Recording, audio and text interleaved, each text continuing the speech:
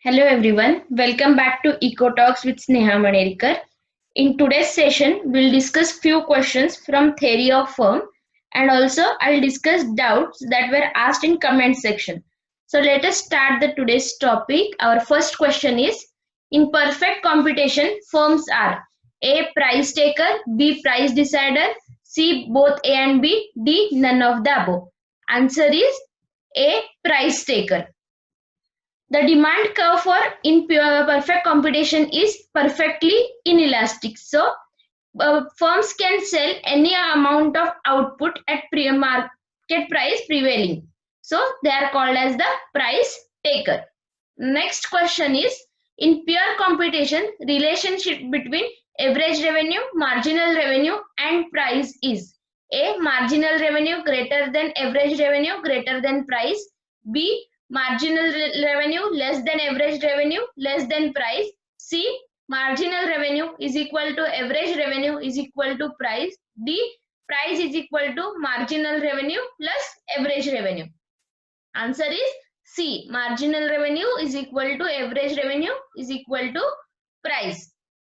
Now, as the firms in perfect competition are price taker, that is, they can sell any amount of output at prevailing prices, the total revenue will be proportionately increasing with the quantity of output sold.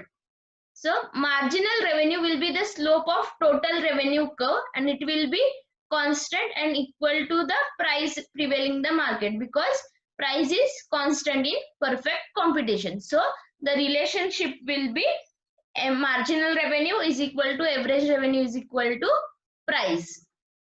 Next question is, in perfect competition, optimal resource allocation is defined by point of A. Intersection of isoquant and isocost, B. Tangency of isocost line to isoquant, C. Intersection of production possibility curve and isoquant, D. Tangency of given production possibility frontier with higher possible indifference curve. Answer is D. Tangency of given production possibility frontier with higher possible indifference curve. This is shown in this graph. The production possibility frontier is tangent to highest possible indifference curve and it gives the optimal resource allocation in perfect competition. Next question is, firm earns supernormal profit when average revenue is equal to average cost, marginal revenue is equal to marginal cost, marginal revenue greater than marginal cost, D. Average revenue greater than average cost. Answer is D. Average revenue greater than the average cost. When average revenue is equal to average cost, firm earns normal profit. When average revenue is greater than average cost, it earns supernormal profit. And when average revenue is less than average cost, it incurs losses. Our next question is, an act of charging different prices from different consumer for some good is called price determination, price discrimination, price identification, the price differentiation. Answer is price discrimination. Price discrimination is a process where firm charges different price from different consumer.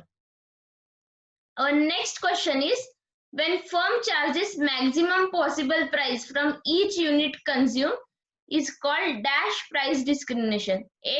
First degree, B. Second degree, C. Third degree, D. None of the above. Answer is A.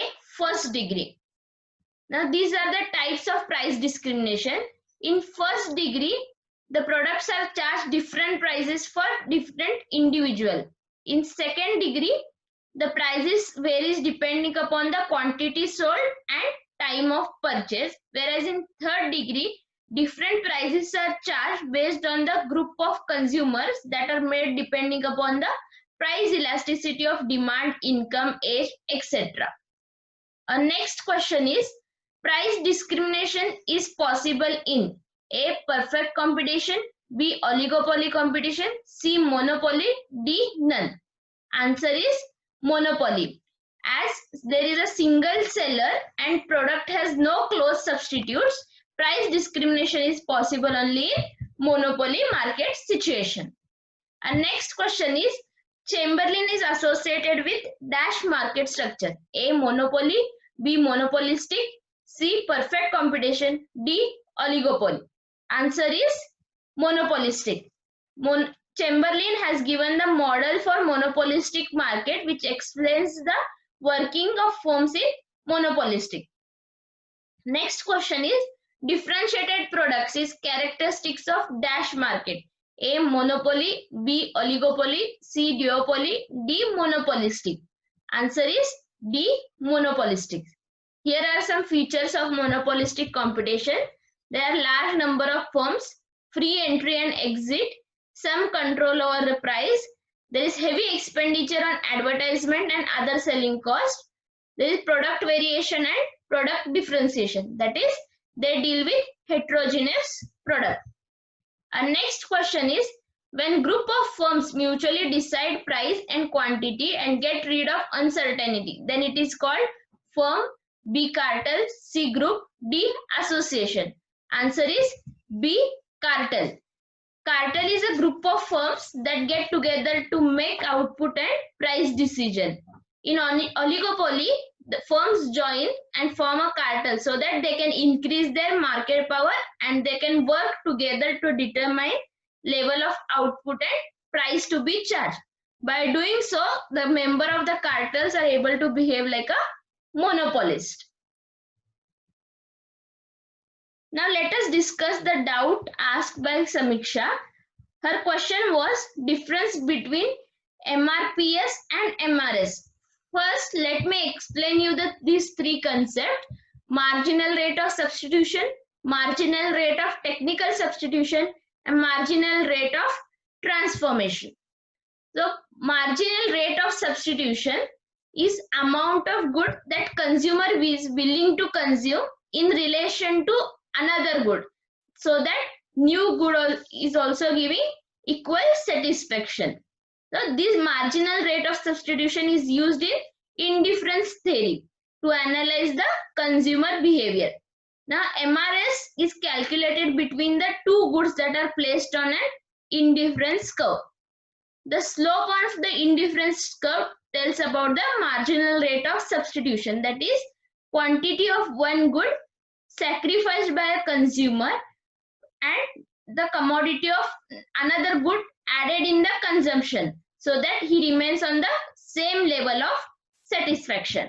And next concept is marginal rate of technical substitution. It is a rate at which one factor, that is one input, must decrease so that same level of productivity can be maintained when other factor or input is increased.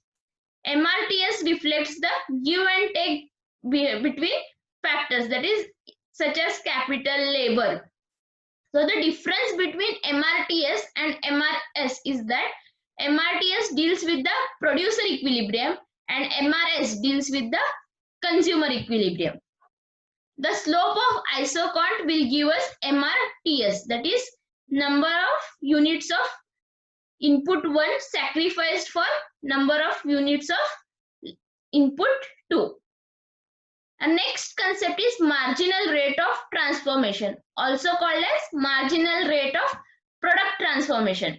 It is defined as number of units of good X that will be sacrificed in order to produce extra unit of good Y, keeping the production factors and technology used constant. Now the difference between marginal rate of transformation and marginal rate of substitution is that marginal rate of substitution focuses on the demand side, that is consumer theory, while marginal rate of transformation focus on the supply side, that is production part.